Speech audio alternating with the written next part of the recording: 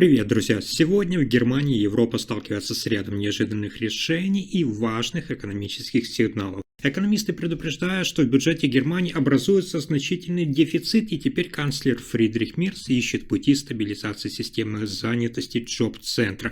В это время из Вашингтона поступают новости, которые могут перевернуть всю санкционную политику. Дональд Трамп обсуждает с Виктором Орбаном исключение для Венгрии, и это ставит Европу перед непростым выбором. А во Франции громкое расследование. После кражи из Лувра на десятки миллионов евро власти усиливают охрану музеев и говорят о возможных изменениях во всей системе безопасности. Почему это не было сделано раньше? Тем временем канцлер Мерц выступил на климатическом саммите в Бразилии, но его слова вызвали больше вопросов, чем ответов. Параллельно ожидается спор о поставках чипов между Нидерландами и Китаем, от этого зависит немецкий автопром. И под занавес последних новостей часа снова дискуссия о миграции и о беженцах. Политики спорят, где проходит эта грань между гуманностью и порядком. Обо всех этих событиях расскажу прямо сейчас, буквально за несколько минут. Итак, в Германии усиливаются тревожные сигналы в экономике. Федеральное агентство по труду Джоб-центр предупредило, уже к 2026 году в бюджете может образоваться огромная дыра, почти 4 миллиарда евро. Причина – это рост безработицы и слабая экономика. Доходы агентства снижаются, а расходы наоборот растут. Уже в 2025 году прогнозируется дефицит более 5 миллиардов евро. Чтобы удержать систему, правительству канцлера Фридриха Мерца придется использовать резервы и занимать деньги. Эксперты отмечают, что финансовая подушка сокращается, и без корректировки политики фонд занятости может столкнуться с серьезными финансовыми трудностями. Теперь ведомство планирует пересмотреть свои расходы и направить больше средств на переобучение и трудоустройство граждан. Но аналитики говорят прямо, Германия стоит перед одним из самых сложных испытаний для рынка труда за последние годы.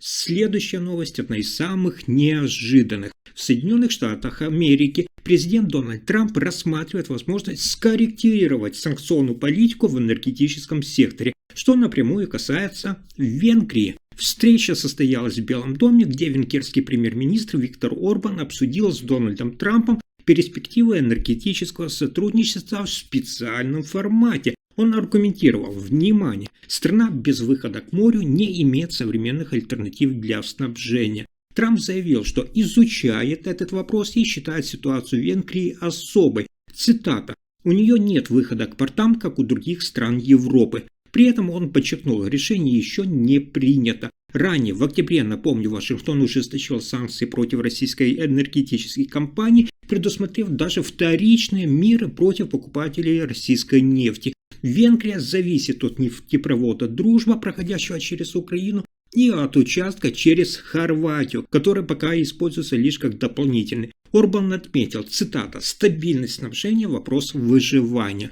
Многие партнеры по Европейскому Союзу в ответ выразили беспокойство, что поставки из России продолжаются в обход стратегии ЕС. Это предложение Трампа станет тестом для согласованной политики Европы и Соединенных Штатов Америки. Возможно, исключение может привести к разным оценкам в Брюсселе и в Вашингтоне. Следующая новость связана с обсуждением безопасности, но уже во Франции. Во Франции после инцидента с кражей в музее Лувр руководство объявило срочный план по усилению безопасности. Напомню, в ночь на 19 октября были похищены драгоценности примерно на 88 миллионов евро, что стало тревожным сигналом для всей музейной отрасли. В ближайшие недели перед музеями, внимание, появятся автоматические блокираторы для автомобилей.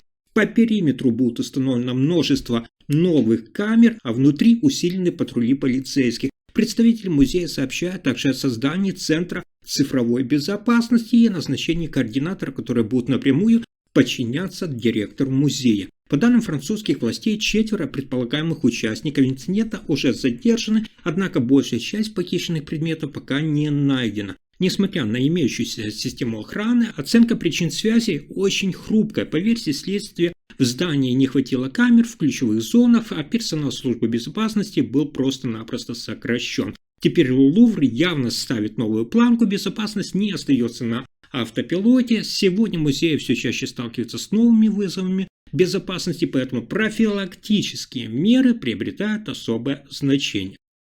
Но на этом сюрпризы дня не заканчиваются. Канцлер Германии Фридрих Мерц выступил на климатическом саммите в бразильском городе Белем. Но его позиция вызвала недоумение. Вместо четкого курса по снижению выбросов Мерц озвучил обтекаемую формулу «участвуем, но с оговорками». Он объявил о готовности Германии внести значительный вклад в Международный фонд по защите тропических лесов. При этом не была названа конкретная сумма и не обозначены жесткие обязательства. Для фонда по предварительным замерам предполагается стартовый объем около 25 миллиардов долларов Соединенных Штатов Америки. Мерц вновь подчеркнул, цитата, «Наша экономика не является проблемой, она часть решения». Он заявил, что Германия делает свой выбор инноваций и технологий вместо запретов. Однако политики и экологи уже указывают, без конкретики звучат лишь лозунги.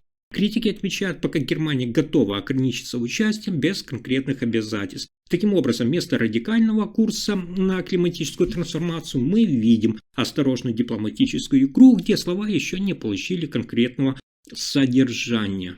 И это только начало. Нидерландско-китайский спор о поставках полупроводников для автомобильной промышленности начал разрешаться. Канцлер Германии Фридрих Мерц заявил в бразильском городе Белем, что путь открыт для возобновления поставок чипов Nexperia и выразил уверенность, что восстановление возможно уже в ближайшие часы.